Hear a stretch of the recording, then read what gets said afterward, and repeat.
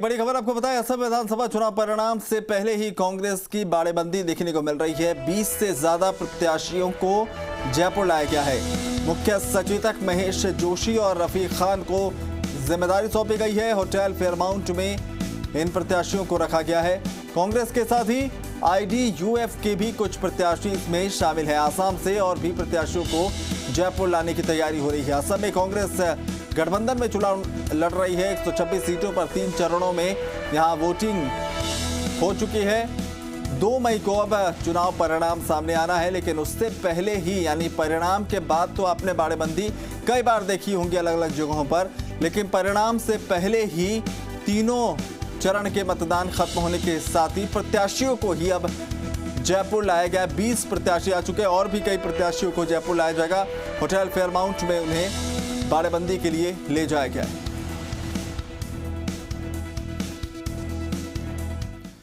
तो असम से कांग्रेस और अन्य उम्मीदवारों को जयपुर लाने के सवाल पर कांग्रेस प्रवक्ता रणदीप सिंह सुरजेवाला ने कहा कि जब द्रौपदी की तरह लोकतंत्र का चीर हरण हो रहा हो तो कृष्ण की तरह खड़ा तो होना ही पड़ेगा। तो सुशांत पारेख हमारे संवाददाता लाइव जुड़ रहे हैं, ज्यादा जानकारी के साथ उनका रुख करेंगे। सुशांत, एक तरफ ये बाड़ेबंदी है, दूसरी तरफ सुरजेवाला का बयान कि जब लोकतंत्र का चीर हरण हो रहा हो तो कृष्ण की तरह खड़ा होना ही पड़ेगा, लेकिन हर बार जयपुर को ही चुना जाता है। और सबसे हैरान करने वाली बात यह है कि नतीजों का इंतजार भी नहीं है, उसके पहले ही वोटिंग समाप्त होते ही बाड़ेबंदी शुरू।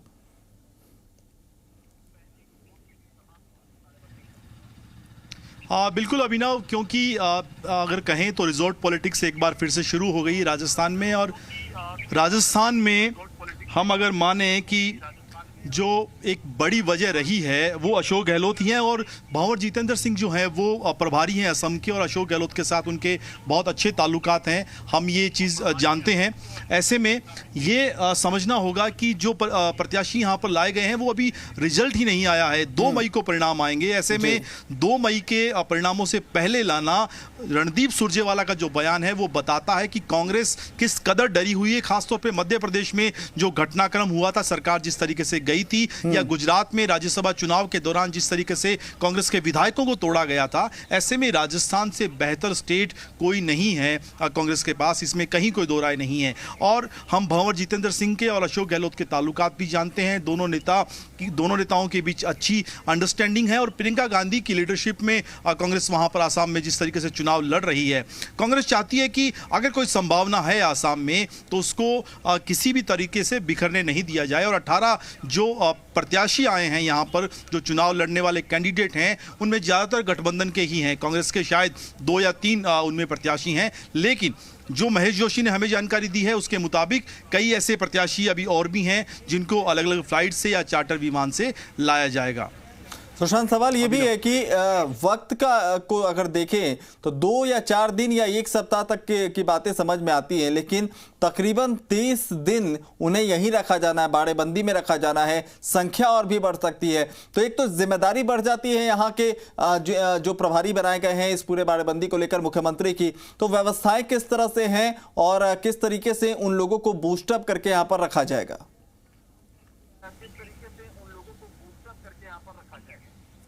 बिल्कुल अभिनव, आपने ठीक कहा, एक लंबा समय होगा, क्योंकि 2 मई तो कम से कम है। 2 मई को परिणाम जो आएंगे, और उसके बाद भी सरकार बनती है, क्या समीकरण रहते हैं, क्योंकि महागठबंधन में चुनाव लड़ रही है कांग्रेस, कितनी सीटें आती हैं, सरकार बनाने लायक आंकड़ा आता है या नहीं आता है। और तब तक जो है ठिकाना मेरे पीछे आप देखिए, ये होटल फेयरमाउंट है, और ये वही फेयरमाउंट है अभिनव जिसमें हमने देखा था कि कांग्रेस के इस पूरे सियासी घटनाक्रम जिसमें राजस्थान में गहलोत कैंप के विधायकों को रखा गया था, और हम लगातार 34 दिन तक यहीं डेरा डाले हुए थे। इसी होटल में एक बार फिर से जो है अभी रखा गया है, और उम्मीद हम कर रहे हैं कि अभी 18 सदस्य आए हैं और भी संख्या बढ़ेगी। और यहाँ पर मुख्यमंत्री अशोक गहलोत के जो विश्वस्त आदमी हैं, विश्वस्त नेता हैं महेश जोशी और रफीक टाक जो हैं विधायक जयपुर आदर्श नगर से, उनको जिम्मेदारी दी गई है। तो अभी पूरा घटनाक्रम जो है वो अभिनव लंबा चलने वाला है। कम से कम उम्मीद करें कि 2 मई तक तो जो आसाम का सियासी पावर सेंटर जो हो रहेगा वो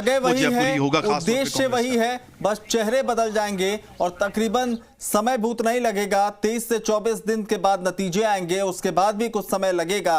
अगर नतीजे इस तरह से होते हैं तो देखने वाली बात यह होगी कि और कितने यहां पर प्रत्याशी पहुंचते हैं, किस तरह की व्यवस्थाएं होती है और इसका सियासत पर कितना सीधा असर पड़ता है। बहुत बहुत शुक्रिया सुशांत तमाम जानकारी के लिए।